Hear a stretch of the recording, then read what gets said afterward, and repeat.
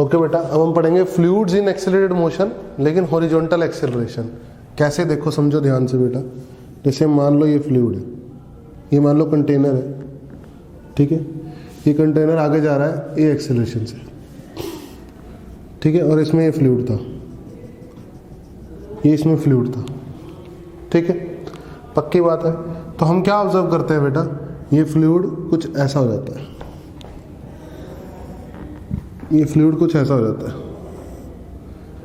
ठीक है ना। ये कब ऐसा होता है, व्हेन एक्सीलरेशन इज कांस्टेंट। अगर एक्सीलरेशन वेरिएबल है तो ऐसा नहीं, कुछ कर्व आएगा, चाहे कुछ कर्व। अब वो कर्व क्यों आएगा उसके बारे में बताऊंगा बेटा, पहले ढंग से सुनो। मान लेते हैं ये ऐसा हो गया, ठीक है, कोई दिक्कत वाली बात नहीं। अच्छा, अब एक काम करो, आप इसके ऊपर बैठ जाओ, फ्रेम के ऊपर बैठ जाओ, इस पे ऑब्जर्वर बन के बैठ जाओ। ऑब्जर्वर बन के बैठ गए इस पे, तो इस पे क्या लग रहा है, ये वाला पार्टिकल रेस्ट पे है कि नहीं है, बिल्कुल रेस्ट पे है। तो इस पे नीचे की तरफ क्या लग रहा है, इस पे नीचे की तरफ क्या लग रहा है, जल्दी बोलो, dm जी, इसका मास इंटू dm जी। और इस पे अगर इस पर बैठ गए हो आप, तो अगर ये एक्सेलरेशन चल रहा है तो इस पे सूडो फोर्स लगेगा पीछे की तरफ। क्या लगेगा बेटा इस पे, सूडो फोर्स, कितना, dm इंटू a। लगेगा कि नहीं लगेगा, बिल्कुल लगेगा। अगर मैंने ये थीटा फिक्स ले लिया है, अगर मैंने ये थीटा फिक्स ले लिया है, तो एक बात बता दो बेटा मुझे, ये 90 माइनस थीटा होगा तो ये कितना होगा, ये थीटा होगा और ये भी थीटा होगा, बोलो। तो इस डायरेक्शन में इसके रिस्पेक्ट में ये पार्टिकल मूव नहीं कर रहा है इस डायरेक्शन में। तो इसके रिस्पेक्ट में इस पे पीछे की तरफ कितना फोर्स लग रहा है, रेड नहीं ब्लू, इसके रिस्पेक्ट में इस पे पीछे की तरफ कितना फोर्स लग रहा है, पीछे की तरफ, ये dm जी का कोस थीटा, ये dm जी का साइन थीटा, और इधर कितना लग रहा है,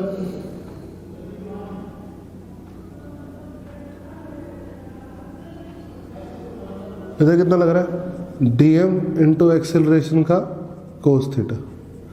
सही है, पक्का।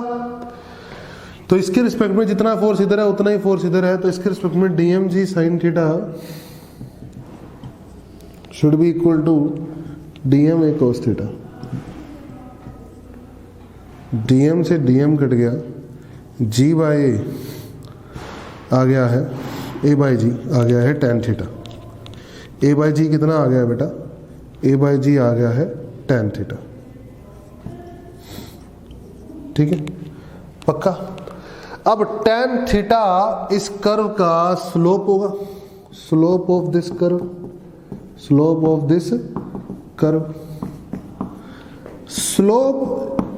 इज कांस्टेंट, स्लोप कांस्टेंट है।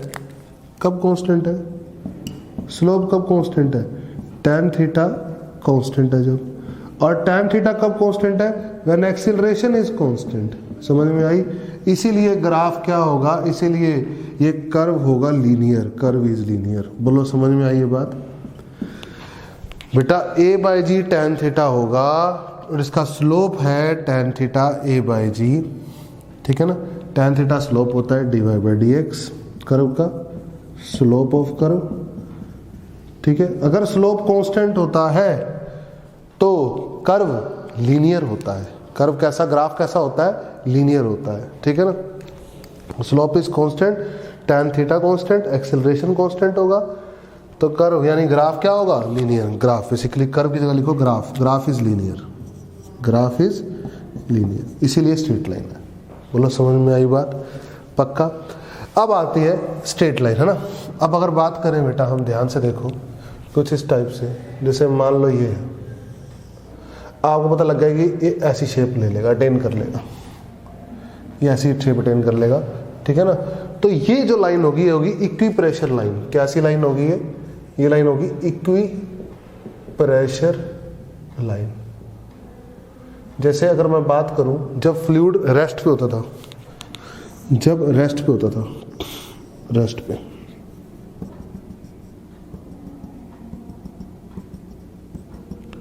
रेस्ट, तो तो ये इक्विप्रेशर लाइन होती थी, मतलब इस लाइन पे प्रेशर सेम होता था, इस पॉइंट पे, इस पॉइंट पे, इस पॉइंट पे, हर जगह प्रेशर सेम। ऐसे इस पॉइंट पे, इस पॉइंट पे, इस पॉइंट पे, हर जगह प्रेशर सेम। ऐसे इस पॉइंट पे, इस पॉइंट पे, हर जगह प्रेशर क्या होता था, सेम। इक्विप्रेशर लाइंस। अब इक्विप्रेशर लाइंस कैसी होंगी, ऐसी होंगी। These are equipressure lines. What, equipressure lines, मतलब इन पॉइंट्स, इन लाइन के ऊपर किसी भी पॉइंट पे बात करूं तो प्रेशर क्या होगा, सेम। प्रेशर क्या होगा बेटा, सेम। ठीक है, इक्विप्रेशर लाइन। वो सेम कैसे होगा वो बता भी दूंगा, मैं ड्राइव भी कर दूंगा, कोई बड़ी बात नहीं है। ठीक है, अभी कर भी देता हूँ, मैं आपको ड्राइव करके भी दिखा देता हूँ। ठीक है, थोड़ा और समझते हैं पहले, ड्राइव करने से पहले 2-4 बात थोड़ी और समझते हैं। ठीक है, क्या समझते हैं बेटा, जैसे मान लो, जैसे मान लेते हैं कि 2 पॉइंट्स कंसिडर कर लो आप। ठीक है ना, आप 2 पॉइंट कंसिडर कर लो ऐसे, देखो ध्यान से, ये है और ये फ्लूइड ऐसे हो गया। ठीक है ना, आप ये पॉइंट कंसिडर कर लो, एक पॉइंट ये कंसिडर कर लो, एक पॉइंट ये कंसिडर कर लो। ठीक है ना, पक्का, कोई दिक्कत वाली बात नहीं है। ठीक है, अब ध्यान से देखो, ये पानी का, ये वाटर का मैंने क्या ले लिया, सिलेंडर। ठीक है, इस पॉइंट को बोल रहा हूँ मैं P1, इस पॉइंट को बोल रहा हूँ मैं P2, और ये कितनी दूरी पे है यहाँ से, और ये अलग दूरी पे है यहाँ से। सही है, ये y1 दूरी पे है, ये y2 दूरी पे। पक्का, सही है। तो इस प्रेशर की वजह से जो फोर्स होगा वो इधर लगेगा, और जो इस प्रेशर की वजह से फोर्स होगा वो इधर लगेगा। बोलो सही है, और इसका मास होगा dm। ठीक है, तो क्या लिखेंगे बेटा हम, ये l लेंथ होगी, ये लेंथ कितनी होगी, ऐसे l लेंथ होगी। ठीक है, पक्का। जब l लेंथ लिखेंगे, ध्यान से देखो, तो क्या लिखोगे आप, ये सिलेंडर बना लो, बाहर निकाल दो इसको ऐसे, तो इधर की तरफ फोर्स हो गया P1 इंटू एरिया, इधर की तरफ फोर्स हो गया P2 इंटू एरिया, ये लिक्विड हो गया। तो चलाने वाला P2 इंटू एरिया, रोकने वाला P1 इंटू एरिया, मास इसका m density into area into length कितनी, l इंटू एक्सेलरेशन। सही है, ए कट गया, तो P2 माइनस P1 आ गया रो LA। क्या आ गया, रो LA। मतलब आप एक्सेलरेशन से अगर अपोजिट चलोगे, एक्सेलरेशन से अपोजिट चलोगे तो प्रेशर बढ़ेगा, और कितना बढ़ेगा, रो LA। कितना बढ़ेगा, रो LA। समझ में आ रही है मेरी बात, कोई दिक्कत वाली बात नहीं है। और L क्या है, जितना आप पीछे गए, एक्सेलरेशन से अपोजिट जितना आप पीछे गए वो लेंथ, और एक्सेलरेशन ए रो डेंसिटी। ठीक है, मान लो आपको इस पॉइंट का प्रेशर पता है, और आपको L लेंथ पीछे जाकर प्रेशर जानना है, तो कितना होगा, रो इंटू वो L length into acceleration of liquid, acceleration of container. ठीक है, कोई दिक्कत वाली बात नहीं है बेटा। ठीक है, इसमें और अच्छे समझ सकते थे आप, कई सारी चीज़ें समझने की हैं। देखो इसमें क्या, मान लीजिए कि ये है, ये कितना है, थीटा। सही है, तो tan थीटा आप जानते थे कितना है, a/g जानते थे, और tan थीटा कितना हुआ यहाँ से, y2 minus y1 upon l। बोलो, y2 minus y1 upon l। ठीक है, कोई दिक्कत वाली बात नहीं है बेटा। तो इसको इस फॉर्म में लिख सकते हैं आप। सही है, अगर आप इसको लिखना चाहते हैं, l और a को हटाना चाहते हैं, तो l a की जगह लिख सकते हैं आप P2 माइनस P1 रो L इंटू ए, L इंटू ए की जगह लिख सकते हैं G y2 minus y1, G y2 minus y1। देखो ये भी तो आपको पता है कि यहाँ पे प्रेशर कितना है, रो G y1, और यहाँ कितना है, रो G y2। तो प्रेशर डिफरेंस कितना होगा, रो G y2 minus rho G y1। उस फॉर्म में लिख सकते हो। दोनों बातें ठीक है, आपको समझ में आ रहा है मैं क्या कहना चाह रहा हूँ। आप इसको रो G y2 माइनस y1 भी लिख सकते हो, इसको रो L A भी लिख सकते हो कि L A ही तो G y2 माइनस y1 है। बोलो सही है, इसमें कोई बुराई वाली बात नहीं है। अब आते हैं इक्विप्रेशर लाइन पे, है ना। अब और एक दो चीजें और समझते हैं। देखो इसके अंदर एक दो चीजें और समझने वाली है, बढ़िया बढ़िया, जिसके बारे में आपको पता होना चाहिए, मैं उसके बारे में बता रहा हूँ।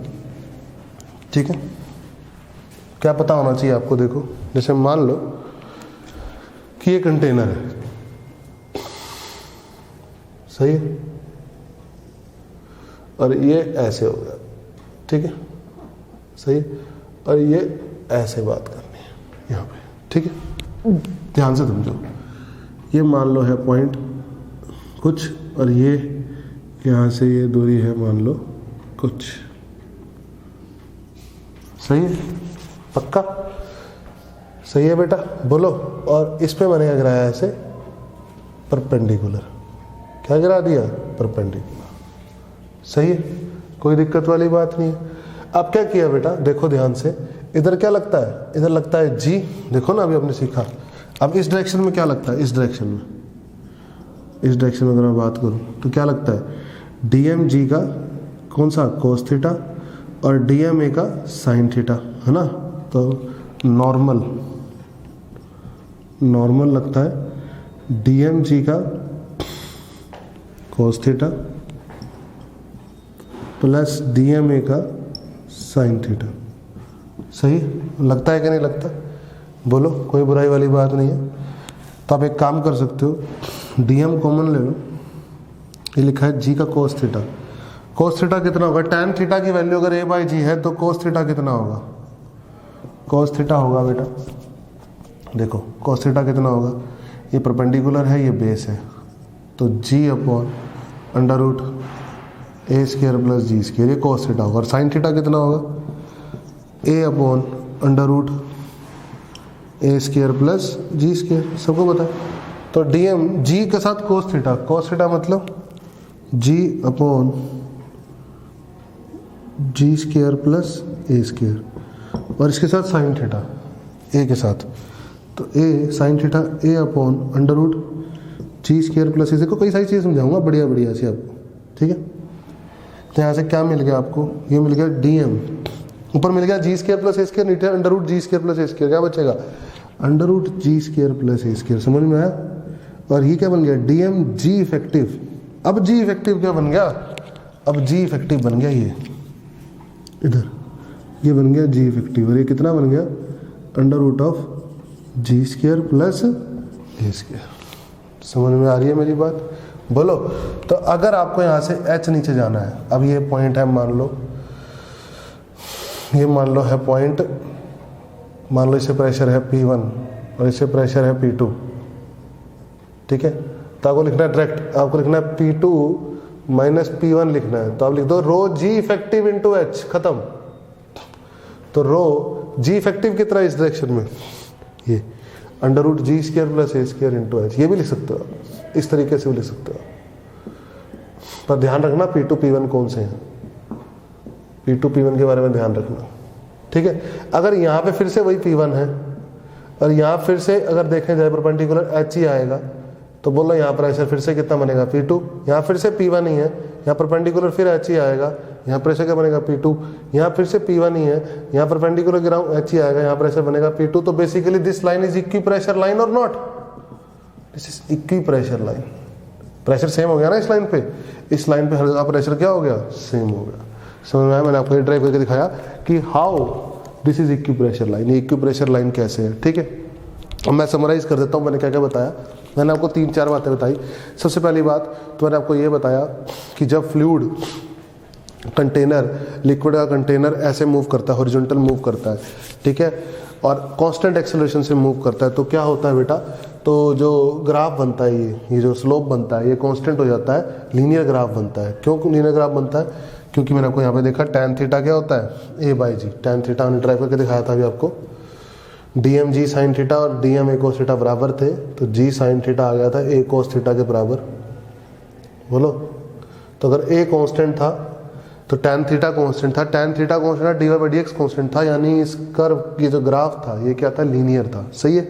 सबसे पहली बात लीनियर ग्राफ आता है। दूसरी नंबर बात मैंने आपको बताई कि उसके परपेंडिकुलर जो एक्सेलरेशन होता है, ये जो कर्व आता है ऐसा, ये जो जब हम देखते हैं कि अगर इस एक्सेलरेशन इधर फ्लूइड को इधर चलाएंगे हम, तो फ्लूइड की शेप कुछ ऐसी हो जाएगी, है ना। मैंने बताया अगर ये कांस्टेंट एक्सेलरेशन चलाओगे तो फ्लूइड की शेप क्या होगी, लीनियर होगी, सही है।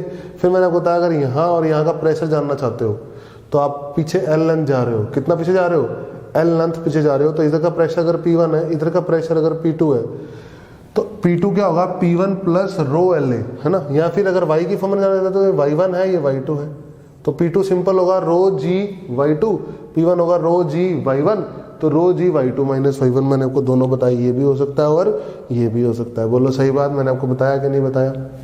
सही है।